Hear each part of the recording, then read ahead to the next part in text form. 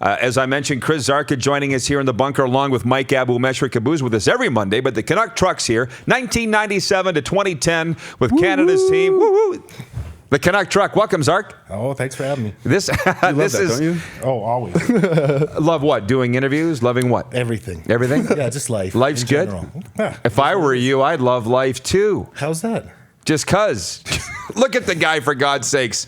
How is post-retirement life for you, Zark? It's been a while now, almost a decade. Yeah, no, it's been a while. It's it is what it is. It's life, you know. You learn every day. Yeah, no kidding. Yeah, it's a challenge. Do you get back to many Rider games? Actually, you know what? I tried to make it out. This past couple of years, I've been working through Saskatchewan and Manitoba, so I've made it out to a couple of games. Every Labor Day, I kind of come to for the past couple of years and then try and make one or two more. Mm-hmm. But I'm in town for a little while, so... Well, that is probably a good thing. We'll just say what you're doing now in terms of your work. What are you up to? What's keeping you busy? Oh, I'm in the oil field right now, but I see a question came up there about some NDP voters and all that stuff, but our Liberal government has got those pipelines shut down for us right now. So, we're gone a little bit of an extended vacation, I guess you call it. Well, 97 to 2010, quite an era of Rider football. Maybe we'll just talk now what we were talking about in the break, that you were there for a pretty good time, but you've seen the downsides too. Oh well, yeah. I mean, when I first came in, we went all the way to the Cup, whatever. And I remember thinking at that point in time, oh, we're going to be here every year, and quite a struggle, obviously, to get back. But I mean, with the group of guys that we had as the core of the team for so many years there, we were able to build up some stuff and go through a few coaches, but find the right ones. Abu, you jump in anytime that you... Questions for Zark. And then sprinkle in a couple fancy boys and we win. Boom. It's easy. Well, do that. Were you a fancy boy? Well, maybe not at the time. He is now. Yeah, exactly. He was okay. 3 bills plus at the time. But, we talk about... You weren't here earlier when I said with Winnipeg, Winnipeg needs to lock their stuff down, win a championship, and then for the rest of your life, you can talk about memories of those championship teams. Like 07 with you, how often does that come up in your day-to-day speech? You're so recognizable, I would think Rider fans are talking to you about it all the time. Oh, I get a lot of people that come up to me, but the problem with Winnipeg is that some of their fans already think that they've won this. This is the issue. They're talking too much about this Grey Cup. Talk about getting through this season and talk about then starting the playoff run, because you know what I mean? That's where it boils down to. In 07 when we won, we never thought about the Grey Cup. We thought about the next week, and that's how we played things out. So, you know what, you got to get, and we always had to block out the media. We always had to block out the fans and just keep what was in our locker room and play the way that we believed we could. And then earlier you're talking about when they knew they won the game when. Blue said when they knelt the ball down. Some guys say before the game when the crowd. We knew we were going to win the Grey Cup. You could say we knew it when the season started after that speech. When do you know you're going to win the game? When do you know? And there's different levels to that. So it just goes back to what we were talking about, that first segment that I was on there. When did you know we won that Grey Cup in 07? Well, we knew it every week when we stepped in on Monday morning for prep, for the next game. We never felt like we were in a bad situation in the fourth quarter when we were down by whatever. We never felt like we were out of the game. That's just the mentality of that team. But that's because we locked out the media, we locked out the fans, and all that kind of stuff, and we kept our locker room tight. And we never really had any issues in our locker room that year that were leaked out or whatever. We always took care of things internally, and that's what you need to do. Right, take care of it, and just knowing that when people say we knew we won the game before the game started, doesn't mean that you don't go out there and do your job. How we got this was Winnipeg thought they had the game won. And then they took their foot off the gas, and Montreal came back for the second quarter. I don't have a problem with not excessive celebrating, but being happy and thinking that you won and kind of getting that momentum going. It's very different than not doing your job. When you've won, when you're a good team, everybody on the team knows that you've won the game, but you still have to keep doing your job. And I think that's the difference in Winnipeg, is that they haven't won yet, so they can't look back and say, oh, we're just going to not coast, but in the fourth quarter in 07, we always knew somebody was going to do it. Somebody was going to step up. It didn't mean I didn't have to, or you didn't have to. It means you had to even more. Maybe it was you. Maybe it was me. But I would ask you this, what changed? Because you were new to the mix in 07, but through the Shivers and Barrett era, of which you were there for it all, the entire 7 seasons, Zark, it wasn't locked down. For whatever, you couldn't get over that hump. What changed in 07? Was it Kent? Something changed. You know what? The biggest thing that I always talk about when people say, well, what was the difference? You know what? And I liked Danny. I liked Roy. Me too. They were great to me. Don't get me wrong. But the biggest thing that came in 07 was those guys never cut you down, ever. You know, everybody's their own worst critic when it comes to football. And if you're not, by the time you hit pros, then you become one of those guys and you don't hang around for a long time. So they were more into building you up than they were about breaking you down. They'd point out your flaws, they'd point out your mistakes or whatever. But in the next sentence, they would say, but this is what you did great during the game. You know what I mean? They kept spirits high, and that's what made you want to play for Kent and for Ken Miller. You know what? That was the whole thing. There was always something positive. They could take positive away from anything. But they came into a locker room that was, you say, how do I? It wasn't hard to fit in. I was worried about fitting in. I mean, you didn't. I'm just letting you know now. You still don't. But we faked it. What do you mean? I know. Well, but that's the thing. I mean, there was you, and right. It was pretty obvious there. I mean, look at this. I got Makowski, and this is O'Day. This guy's been here for 100 years. This guy's been here for 50 years. There was already those players that I'm thinking like of a river channeling through whatever's there, and it just needs to be guided. And I felt like just okay. When do I get on? When do I get on? When do I get on? When do I? Because you guys were intimidating, man. I watched you guys on TV. I was a huge fan before I became a teammate, and you guys had some really good stuff going on, and the coaches coming in, and I feel like maybe just for the first time they were riding that wave too, because you guys laid down a great locker room, a great environment to build from. I don't know. It's just scary. I just go back to this Winnipeg thing, and I don't know if you watched it on Saturday or not, but. And I'll start with you, Abu. You've said it a million times. You're just being cute this morning. Those guys are all in the last year of their contracts. It is not screw-around time. They know that. This is it. Everybody knows it. Is there too much pressure on them?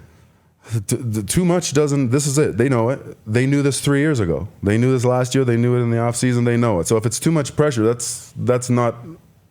It can't be. You're in the wrong spot. Knew this. You're in the wrong spot. You're in the wrong spot if that's too much pressure. I guess, but I mean, you got to dare to be great, right? And if you're not willing to go out there and be great, you know what? If you're scared, I always say it, stay in the tunnel. Mm-hmm. That's what it looked like in the fourth quarter over there, is that everyone was just trying not to lose. Prevent defense prevents one thing.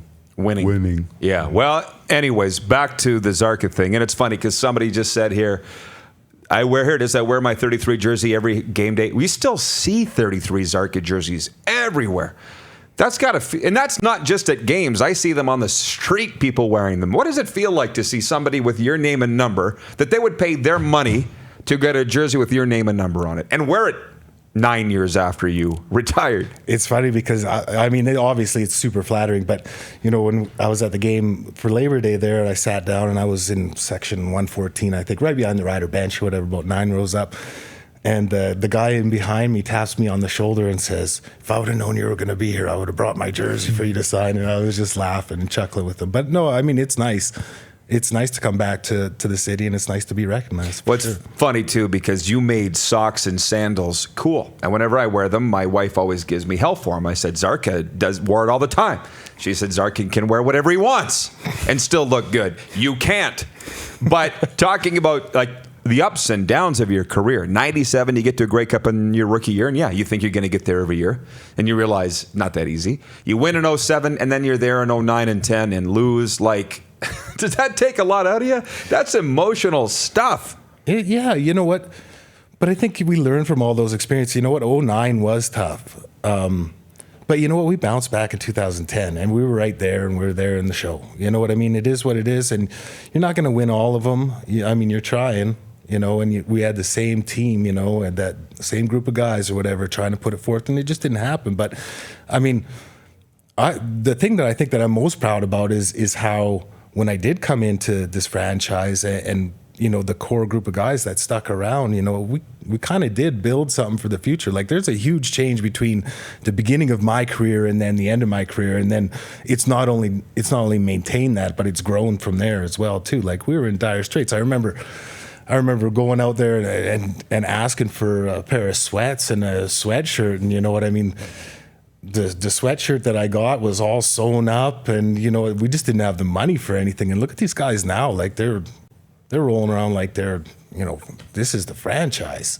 Mm-hmm. I know exactly what you're saying. And I've heard from guys like yourself. I don't see it that often. That's why I'm getting everything out here now. There's a little bit of resentment towards the new riders that you guys built what they enjoy now. Are you one of those guys that feels that way? No, not at all. You know what? I actually, the other day when I was up there in the alumni lounge or whatever, you know what? I thought, this is cool. This is neat, It's good to see that it's turned around. It's good to see the new stadium, all that kind of stuff. I mean, that's great. So you feel a little bit like you were part of building it, because you were, so I would hope that you feel Well, that. I think everybody kind of feels like they have a little part in it, but no, I mean, like I that was one of the things that Lapalisse always said. One of the things that stuck with me from him was celebrating what others have too. You know what I mean? In their success and all that kind of stuff. Because that's, one play by one guy. When we were playing, Andy Fantuz would make a catch for a first down, and then all of us in the huddle realized, well, this might be my opportunity. That's one more opportunity for the next guy, right? And that's kind of how we played, and that's, so I kind of celebrate in the fact that these guys get to have all these good things now. I think that's awesome. Mm-hmm. Our director of scouting, Craig Smith, watching this morning, and he says, love Szarka. When with the Lions, I couldn't stand him as he ran all over us often, but secretly loved the Canadian kid who was having success in our league. Finally got together in 2010 and almost celebrated a Grey Cup win. That hate is like respect. I mean, I hated G-Roy. I hated AC. But I respected him. I mean, that's what Smitty's talking about right now. But I do remember that game in BC where you carried pretty much 9 Lions defenders on your back down the field on a screen pass. Is there a game or a play that you remember the most in your career that you're most proud of? I think the play that I liked the most is it was in 09, and it was against Calgary here, and it was to get first place. To finally or whatever. And it was 3rd and 1, and Coach Miller comes to me, it was in the 4th, and says, can you get it? I said, oh yeah, I can get it. And they'd stacked the line, and I ended up breaking it for like 30 yards down to the 3-yard line, and I ended up finishing it off with a touchdown or whatever. And that was the first time in 33 years that we had hosted the Western Final. I think that was a cool game. 33. Suiting. Yeah, no kidding. Well, and speaking of, I mean, I've become Facebook friends with Mike Sellers recently, speaking of 33s. Was talking about him earlier today. And I still think about that game in Winnipeg when he got the ball on every play down the field. And I'm like, Lapo, lay off. Riders couldn't stop him. Do you remember that game in Canada Stadium?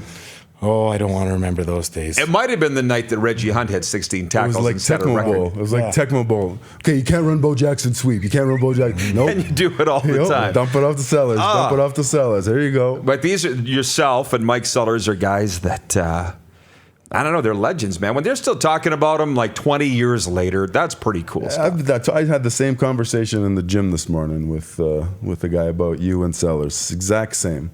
After I dislocated my shoulder, lifting it up over my arm. But anyways. Well, when you talk about joining people's, would you say celebrate with other people's wins or whatever? Yeah. When Bag retired last week, it's very evident, and he was on this show. I thought he was going to break down. I'm not joking. You probably shared in that because, it's hard what he's going through right now when it's over. Oh, yeah. You know what? It takes a big adjustment, and you know what, hopefully he's got the right people around him, because it's a struggle. You go from one lifestyle to another, and to find that same camaraderie that you have, every day in the locker room. Like, I don't know about Abu, but you know what, nobody likes getting up in the morning and going to work. But you know what, when you go there and the guys in the room are all smiling, they're all happy to have you around, that's a big difference. Not a lot of people can say that about their jobs. You know what, so that's something that I always look forward to, and that was something that was a struggle in the beginning for sure. Well, fortunately here, that's what we have, and Abu sees it. Here in this building, everybody's smiling. The Expendables, they call themselves, our staff here, which is awesome. But I remember, Abu, what was your first year out, 09? And you said 08, and you're like, No, yeah, 09. It was 09. And you said so long ago. every day's like a game day. Well, there's, right?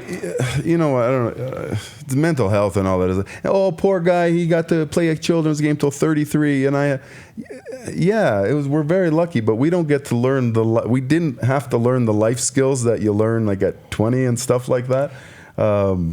Just, you know, getting up and going to a job that you hate and stuff like that, or you got that. Well, you get to learn those. Well, yeah, you get to learn those things as a single man, not as oh wait, I got to learn how to be an adult with a wife and kids and a mortgage and all this other stuff that's on my plate, and I don't even know how to like do a tie up. You know what, Abu? And you're right, but it's still significant to the guy going through it.